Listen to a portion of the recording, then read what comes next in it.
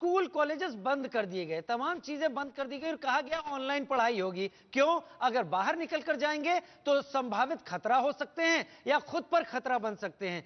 मेरा वो सवाल जो मैंने ब्रेक के पहले आपके सामने रखा था, खतरा सामने है, हम समझ रहे हैं, एक्सपर्ट अगर ना भी बताएं तो क्या इस बार आप अपनी तरफ से, सरकार की तरफ से इस बात को आगे बढ़ाएंगे कि कोई भी रैली नहीं होगी, सब रोकी जाएंगी, सब जनता के सामने वर्चुअली जाएंगे, पेपर के जरिए जाएंगे? मुझे लगता है कि इसमें सारी पार्टियों को एक साथ मिलकर के बातचीत करनी चाहिए और एक कॉमन एजेंडे पे काम करना चाहिए, देश हित में और हर नागरिक के हित में। अगर ऐसा होता है तो बहुत अच्छी बात है, लेकिन बात कभी कभी जैसे कहा जाता है कि इलेक्शन टलेगा नहीं टलेगा, ये सारे डिसीजन चुनाव आयोग के नहीं, पास मैं है। इलेक्शन टलने की बात नहीं कर रहा हूं। मैं आपसे प्रवक्ता के तौर पर एक कमिटमेंट सुनना चाहता हूं।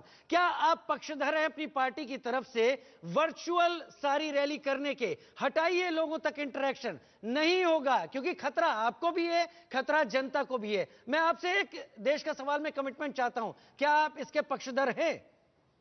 अगर अगर सब लोग, पब्लिक यही डिमांड है और पब्लिक की जान की रक्षा के लिए अगर हमें वर्चुअल रैली करना चाहिए तो हमें करना चाहिए। अगर हम कोविड मैनेजमेंट प्रोटोकॉल का पालन नहीं करवा पाते, अगर गाइडलाइंस कहीं वायलेट हो रही, तो यस, हमें वर्चुअल रैली पे जाना चाहिए। वो तो हमने तस्वीरें देख ली थी पिछले साल, कोविड मैनेजमेंट इन रैलियों में कितना पालन किया गया सभी जानते हैं। आलोक शर्मा जी के पास आऊंगा। आलोक जी, कौशल जी को आपने सुना, आपका जवाब?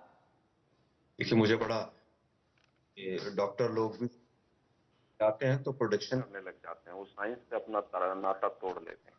मैं तो पूछ रहा हूँ, रिसर्च एंड डेवलपमेंट पे कौन सी केंद्र सरकार की कमेटी काम कर रही है? जो सरकार ये कहे हमारे पास कितने माइग्रेंट मजदूर मरे, उनका कोई डाटा नहीं है। जो सरकार ये कहे कि ऑक्सीजन की कमी के बगैर एक भी मौत नहीं हुई है, उसके प्रवक्ता कैसे डिफेंड कर सकते हैं? ये कह रहे हैं कि साहब 2014 से पहले तो देश में कुछ होता ही नहीं था। वो तो मोदी जी भी कह रहे हैं कि जो लोग जन्म लेते थे 2014 से पहले, उनको शर्म आती थी भारतीय बताने में। लेकिन मैं डॉक्टर साहब को बता दूं, क्योंकि अब ये बीजेपी के प्रवक्ता हैं, कि हिंदुस्तान 2014 में भी लार्जेस्ट प्रोड्यूसर ऑफ वैक्सीन था वर्ल्ड में, और लार्जेस्ट प्रोड्यूसर ऑफ ऑक्सीजन था, और लार्जेस्ट एक्सपोर्टर भी था ऑक्सीजन का और वैक्सीन का भी। ये शायद वो मोदी जी से शायद अब बता देंगे जाके उनको, मोदी जी को। डिजास्टर मैनेजमेंट एक्ट अभी तक लागू है।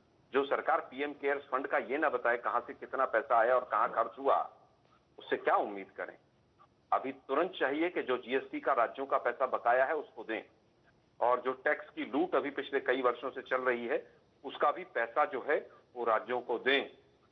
वैक्सीन लगाने का मोदी जी का रोज जन्मदिन मनाएं, और रोज 1-2 करोड़ लोगों को वैक्सीन लगाएं। हम कह रहे हैं हम भी शामिल होंगे, हम भी केक खाएंगे मोदी जी के जन्मदिन का। एक कमेटी का नाम बताएंगे डॉक्टर साहब जो आज हेल्थ के लेवल पे डिफरेंट स्टेट्स का काम कर रही हो कि भाई कोऑर्डिनेशन है, और ये, या कोई एक लेबर कोई कमेटी के किस तरह से मूवमेंट होगा, क्या होगा, उसके ऊपर कोई एक कमेटी हो तो उसके चेयरमैन का नाम बता के जाइएगा इंडिया न्यूज के दर्शकों को। ये सरकार नहीं है, ये ड्रामा कंपनी, ये प्रचार कंपनी है।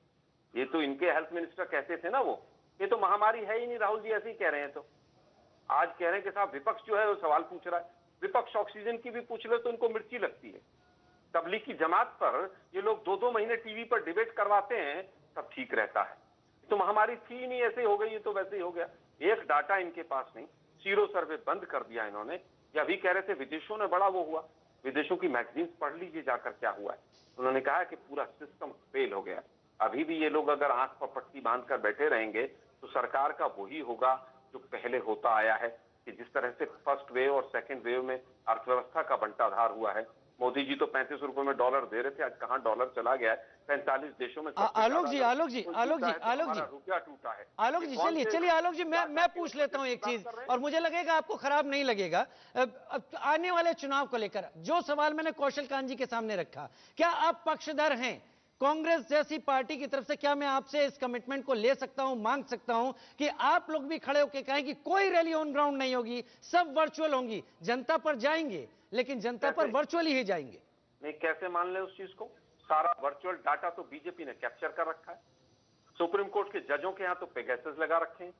Election commission Madras high court कह रहा है कि पूरा इलेक्शन कमीशन का डाटा बीजेपी की गिरफ्त में है, ऑन रिकॉर्ड है। ये नहीं, आप एसआईटी बनाई गई है। मैं अभी इनकी छोटी चीजों में आलोक भाई सादर पूछ रहा हूं, मैं ये पूछ रहा हूं, क्या आप समर्थक हैं क्या आप समर्थक हैं कि लोगों की जान, अपनी खुद की जान इस ओमिक्रॉन वेरिएंट से बचाने के लिए संपर्क, लोगों तक पहुंच बनाए, लेकिन उसके जरिया ऑनलाइन रखा जाए? क्या आप समर्थक हैं इसके? क्या बीजेपी का जो 700 लोग यहाँ अशोका रोड पर बैठकर ऑनलाइन काम कर रहे हैं, उसका मुकाबला एक इंडिपेंडेंट कैंडिडेट लड़ने वाला उत्तर प्रदेश के बदायूं जिले का कर सकता है? कंपैरिजन कर सकता है? हालात वो नहीं हम देगा सोशल मीडिया का, कि सोशल मीडिया पर बीजेपी की भी 10 पोस्ट जाएंगी और कांग्रेस की भी 10 जाएंगी और समाजवादी पार्टी की भी। अगर ऐसा हो सकता है तो हम जरूर पक्षधर हैं।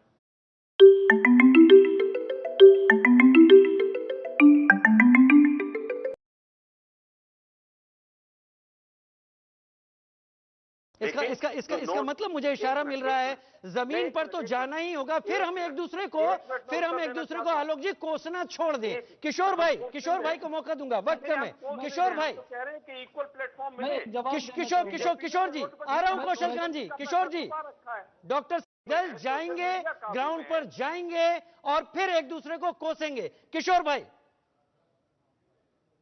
देखिए ना, मैं आपको बता रहा हूं, कौशल मिश्रा जब पॉलिटिकल प्रवक्ता बने तो उनकी लैंग्वेज पूरी बदल गई। तो कौशल मिश्रा ऐसा बोल देना था कि बायोलॉजिकल वायरस वैक्सीन सबको आ गया, अब कोई जरूरत नहीं।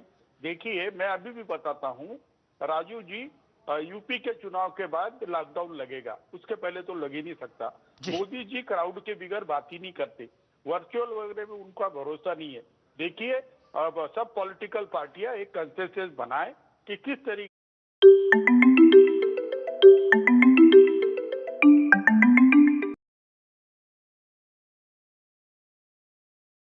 से इलेक्शनिंग होगा, तो मुझे लगता है कि नाइंसाफ लोगों की मौत नहीं होगी।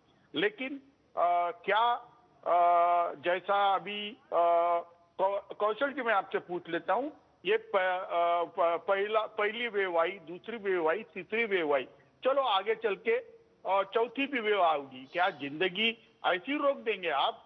भारत तरीके देश में जहां 140 करोड़ लोग हैं, आपको कुछ पर्याय निकालना पड़ेगा। तो पर्याय निकालकर एक तो जिंदगी भी चलती रहे और बीमारी भी नहीं फैले।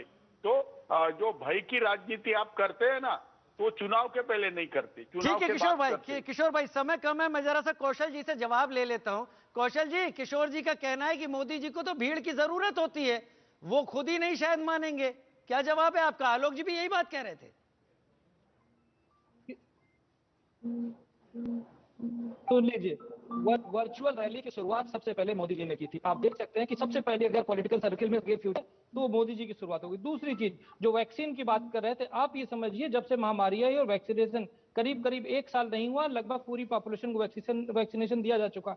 वहीं पर पल्स पोलियो का वैक्सीनेशन करने में कम से कम 10 साल से ज्यादा लगेगा समय से। तो जो एक पॉलिटिकल विल की जरूरत होती है और जो एक्सपर्ट की एडवाइस होगी, मैं बिल्कुल साफ कह रहा हूं किशोर जी, अगर एक्सपर्ट कहेंगे कि लॉकडाउन लगना चाहिए और वो जब कहेंगे तब लॉकडाउन लगेगा, अगर वो कहेंगे नहीं लगना चाहिए तो नहीं लगेगा। सरकार, सर एक मिनट, सरकार केवल इस पर्टिकुलर प्रॉब्लम पे सरकार नहीं, अब आप आपके मर्जी से काम करते। मैं सिर्फ ये कहना चाहता हूं कि एक्सपर्ट की एडवाइस के ऊपर कोविड का प्रोटोकॉल डिसाइड होगा, ना कि पॉलिटिकल। चलिए डॉक्टर विवेक से पूछ लेते हैं, डॉक्टर विवेक को बीच में ले आते हैं। डॉक्टर विवेक, आप सभी को सुन रहे हैं, पैनलिस्ट को आप देख रहे हैं, क्या आपको अब समझ में आ रहा है कि हम अगले 1 महीने बाद किस स्थिति में आने वाले हैं? आप एज एन एक्सपर्ट ही बता दीजिए कि क्या स्थिति होने वाली है और क्या होना चाहिए। देखिए ऐसा है, ये महामारी जो ओमिक्रॉन वायरस है, म्यूटेंट वायरस है, it has got the power to penetrate against the vaccinated as well as natural immunity. मेरी राय एज एन एक्सपर्ट बिना बायस की ये होगी कि इलेक्शंस के कुछ पोर्शंस को वर्चुअल रैली करनी चाहिए और शायद आदरणीय मोदी जी, जो कि बहुत ही ज्यादा जनता का ध्यान रखते हैं, इलेक्शन इज वन प्लेस और अदर। मैं समझ पा रहा हूं जी, आप जो कह रहे हैं कि वर्चुअल रखना चाहिए, वर्चुअल समय की मांग है। मेरे पास भी समय थोड़ा सा कम है, लेकिन एक बात यहां पर समझ में आ रही है, आगे आने वाले दिनों में तमाम जो राजनीतिक दल हैं जिनकी अपनी अपनी सोच है, और मैं इस बात को मानता हूं कि सबकी सोच देश की बेहतरी के लिए है, तो शायद कुछ एक ऐसी चीज निकलकर जरूर आएगी कि भीड़ में जाने की जरूरत ना पड़े, क्योंकि भीड़ में इन नियमों का पालन करवाना कितना मौके पर दिखता है वो हमने तस्वीरों में भी देखा है। लिहाजा चुनाव शायद हो, लेकिन उनको होल्ड करने या उनके लोगों तक जाने का तरीका बदलना वक्त की मांग हो चली है। उम्मीद है सभी राजनीतिक दल इस बात पर ध्यान जरूर देंगे, क्योंकि ओमिक्रॉन से भी लड़ना है और देश को बचकर सुरक्षित भी निकल कर आना है। फिलहाल देश का सवाल में इतना ही।